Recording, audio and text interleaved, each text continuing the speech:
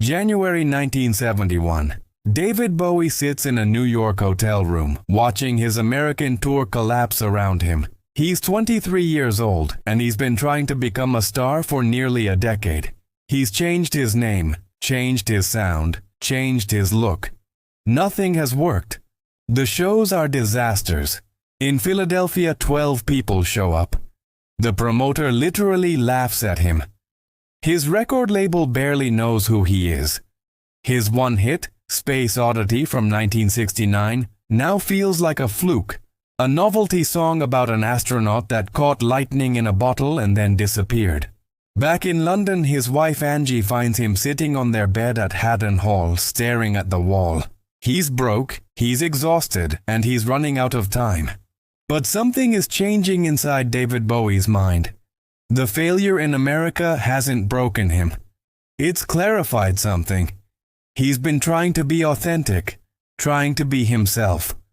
Maybe that's the problem. Maybe David Bowie doesn't want to be David Jones anymore. Maybe what the world needs isn't honesty. It needs a beautiful lie.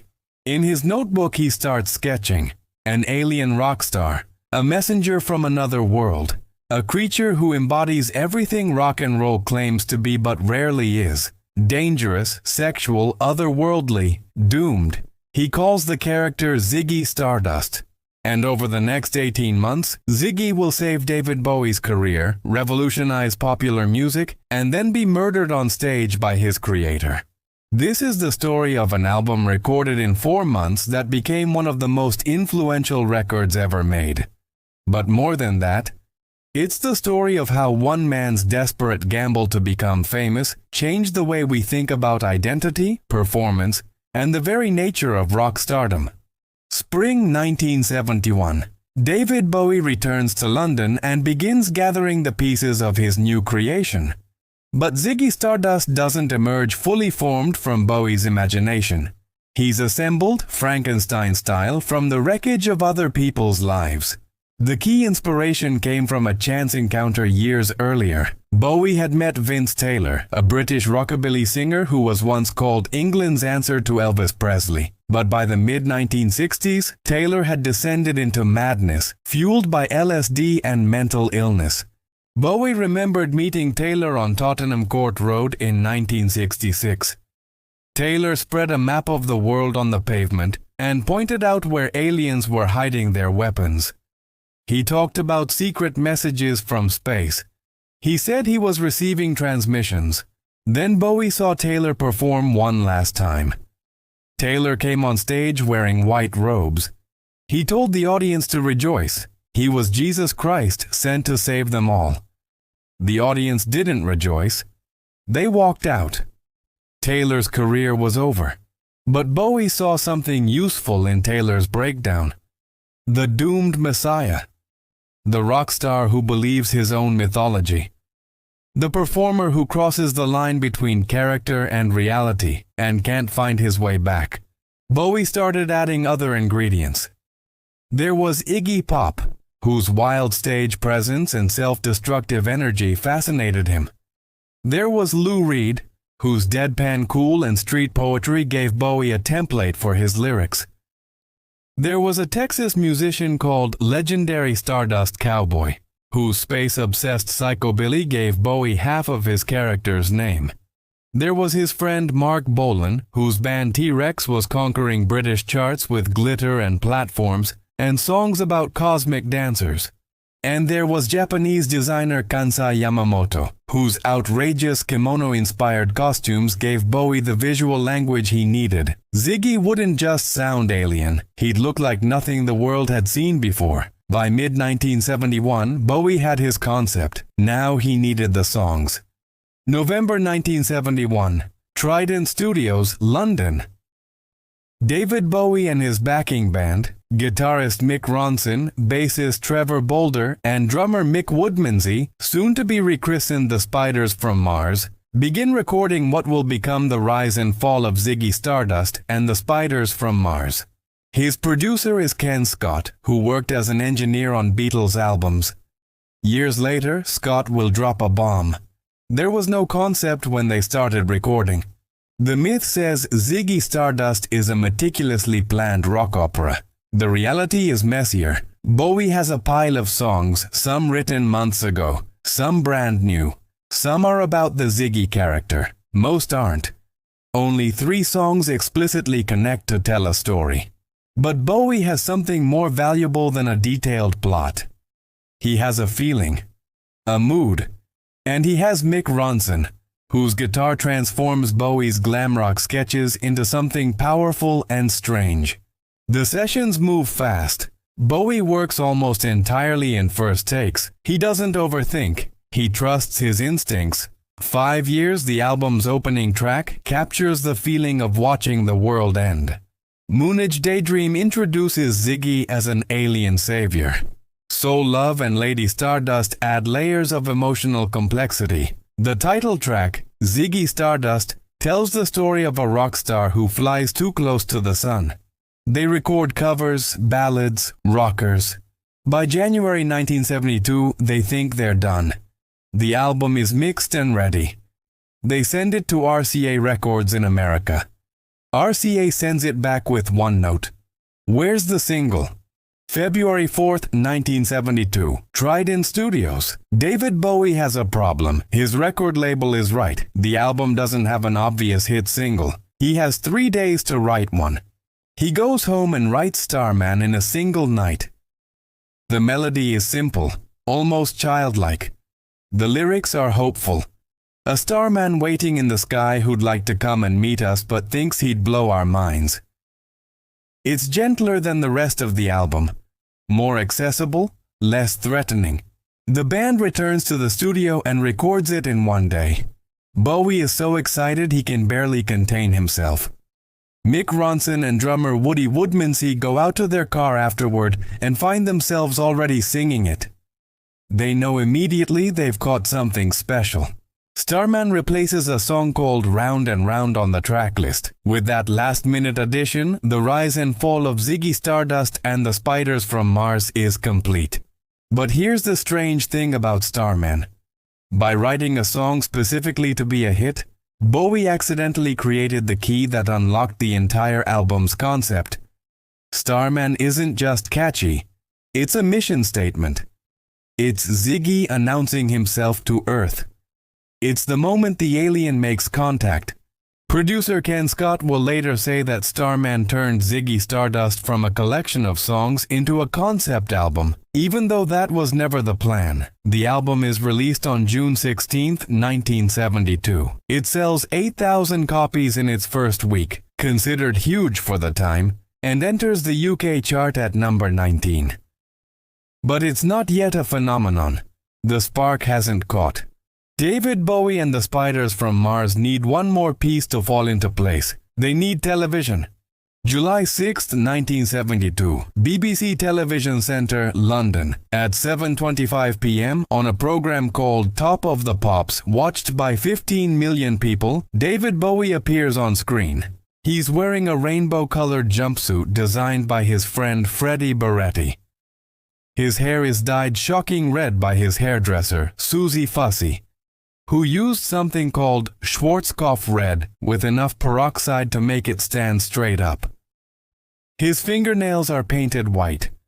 His astronaut boots glitter under the studio lights. Behind him, the Spiders from Mars wear matching velvet catsuits in blue, pink, and gold. They look like they've stepped off a spaceship, which, in a way, is the point. Bowie performs Starman. The studio audience, mostly teenagers in tank tops and bell-bottoms, looks confused at first. This isn't T-Rex, this isn't Slade, this is something else entirely. Then, during the chorus, Bowie drapes his arm around guitarist Mick Ronson's shoulder. It's a casual gesture, almost gentle. But on 1972 British television, it's revolutionary. Men don't touch each other like that. Not on TV, not with white-painted fingernails catching the light. And then Bowie points directly at the camera, singing the line about picking someone to phone. He points at millions of teenagers sitting at home, and they feel it personally. He's singing to them, choosing them. The performance lasts 3 minutes and 55 seconds. When it's over, British pop music has a new center of gravity. Gary Kemp, who will form Spandau Ballet, watches from a friend's council flat and feels his entire future shift. Boy George watches and understands for the first time that he might not be alone. Ian McCulloch of Echo and the Bunnymen watches and gets hooked instantly. Morrissey watches. Susie Sue watches. Bono watches. Robert Smith watches.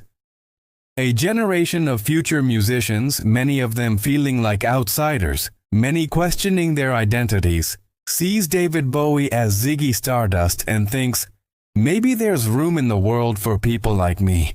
Starman hits number 10 on the UK charts.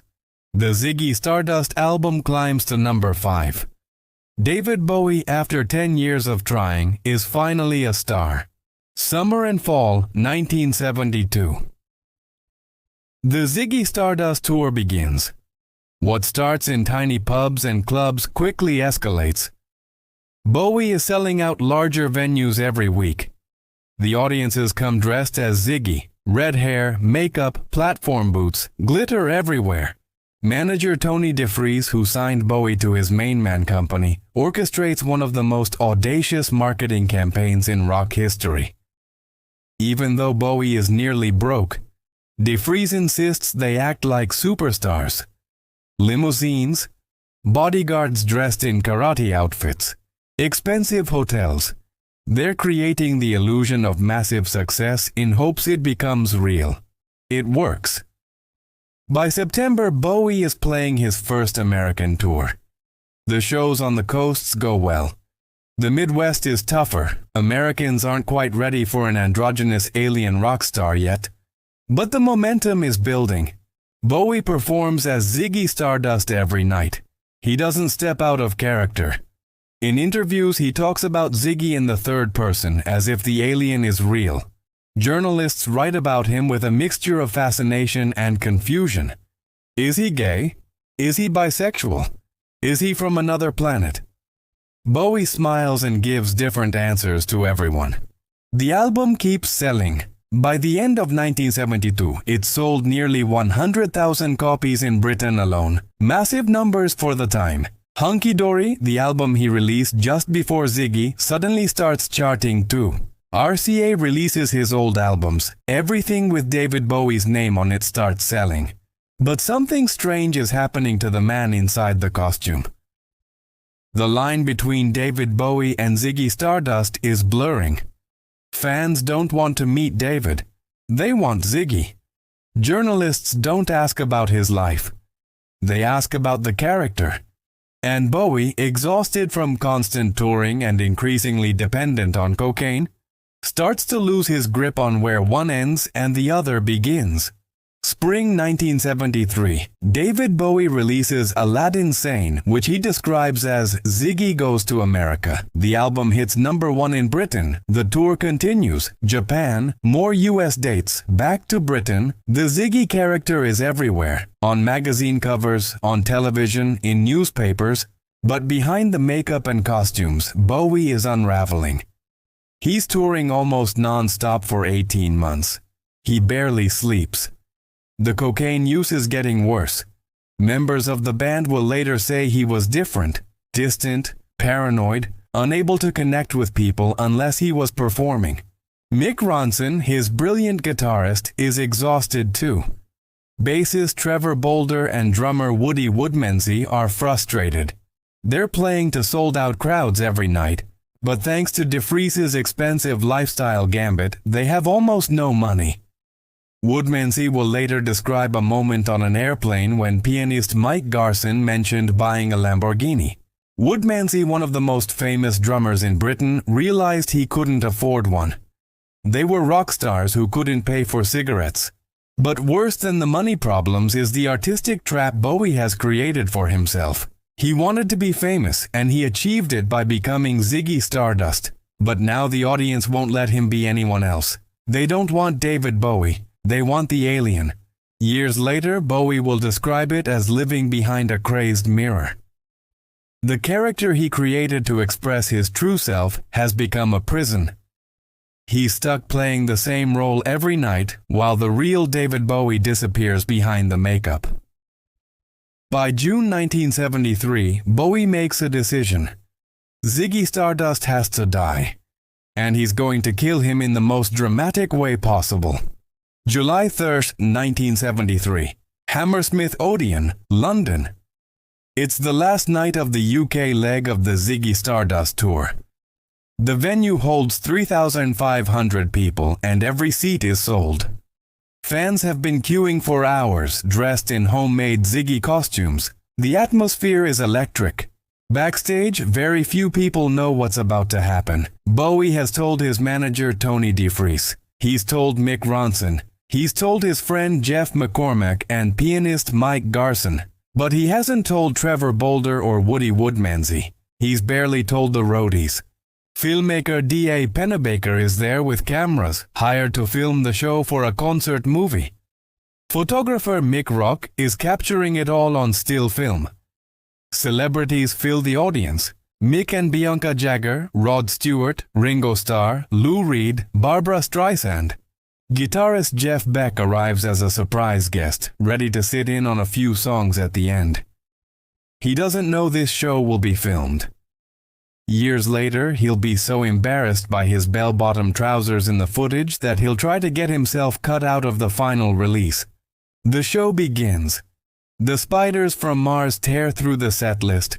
Hang On to Yourself, Ziggy Stardust, Changes, The Gene Genie. Bowie is in peak form. The band is perfect. The audience is screaming. It's one of the best performances they've ever given. Near the end of the show, Bowie steps to the microphone. He's breathing hard, soaked in sweat. The crowd is still roaring. He raises his hand for quiet. "This has been one of the greatest tours of our life," he says. He thanks the band. He thanks the crew. He thanks the lighting people. The crowd cheers, thinking it's just a polite speech. Then he delivers the line.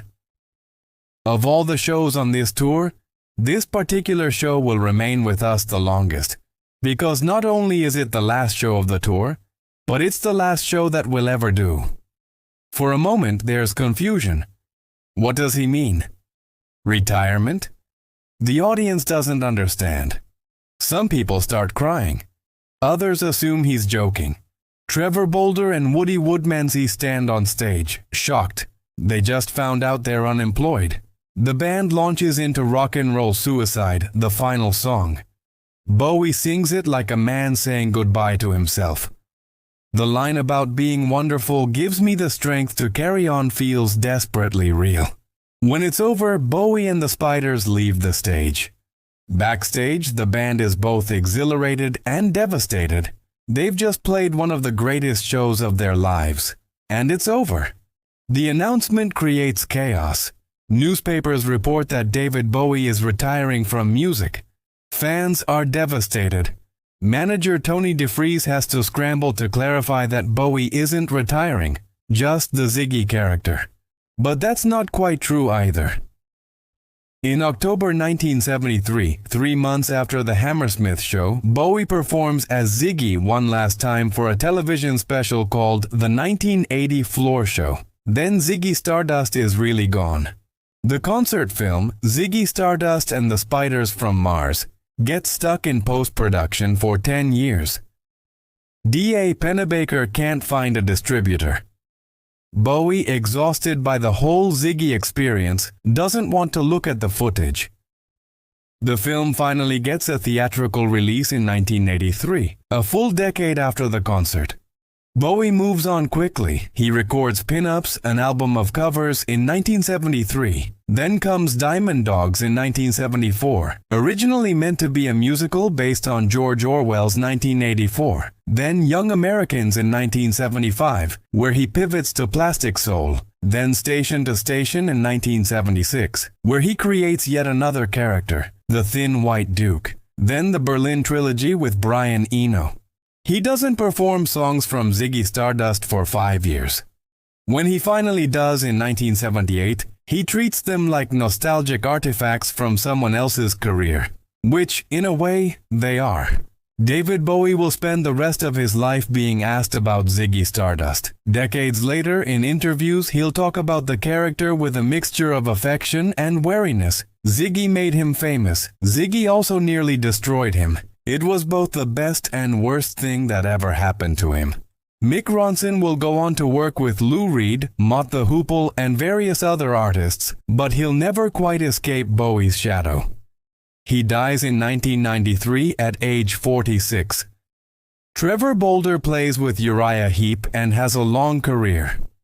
Woody Woodmansey becomes a successful session drummer and later forms the band The Spiders from Mars to play the Ziggy songs. Tony DeFries and Bowie have a bitter split in 1975 over money and control. It takes years to resolve. The contract gives DeFries half of Bowie's earnings from his first 5 RCA albums, including Ziggy Stardust, for the next 7 years. The financial consequences will haunt Bowie for years. But the album? The album becomes immortal. The Rise and Fall of Ziggy Stardust and the Spiders from Mars has sold an estimated 7.5 million copies worldwide.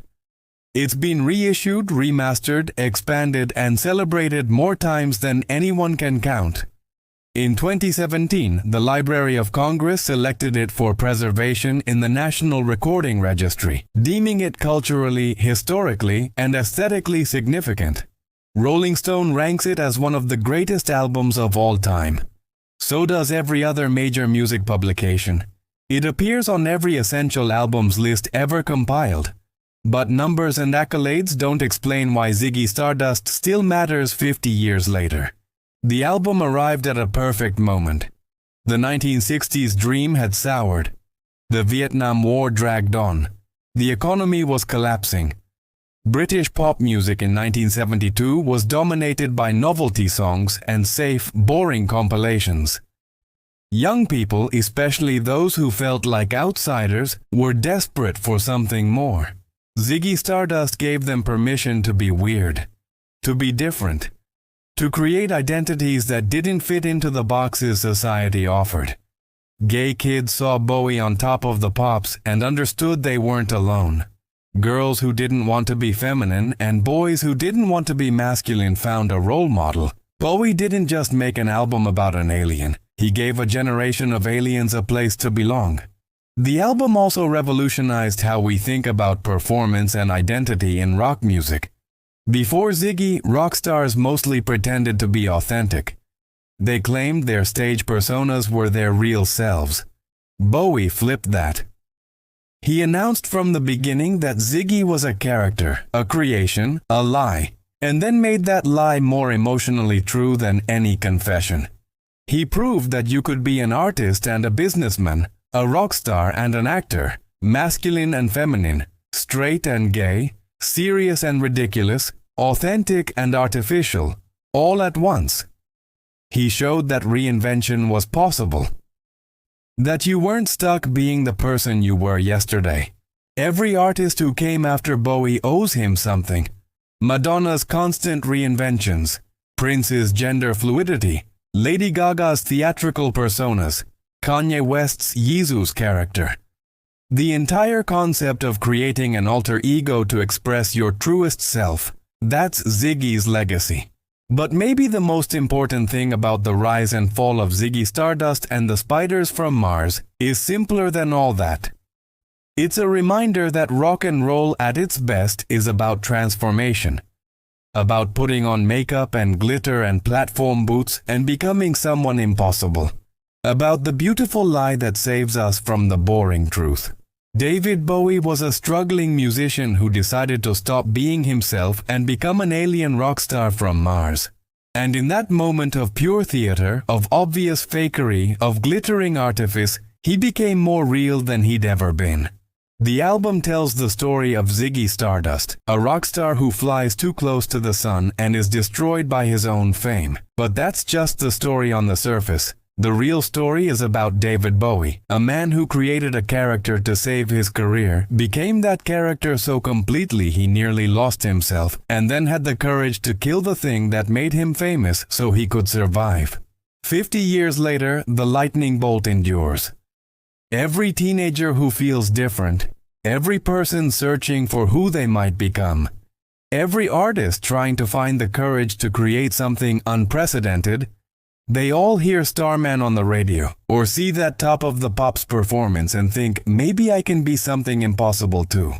That's the sound of one desperate gamble that changed everything. That's the sound of David Bowie becoming Ziggy Stardust, and in doing so, teaching us that the truest thing about ourselves might be the person we decide to invent.